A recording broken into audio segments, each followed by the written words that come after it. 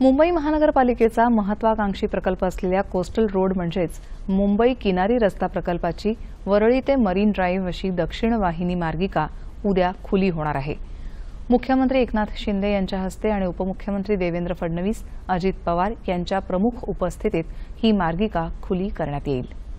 मात्र प्रत्यक्ष 12 मार्चला सकाळी 8 वाजल्यापासून मुंबईकरांना या मार्गिकेवरून प्रवास करता येणार आहे। ही मार्गिका आठवड्यातील सोमवार ते शुक्रवार असे 5 दिवस दररोज सकाळी 8 ते रात्री 8 या वेळेत वाहतुकीसाठी खुली असेल, तर शनिवार आणि रविवारी वाहतूक पूर्णपणे बंद असेल।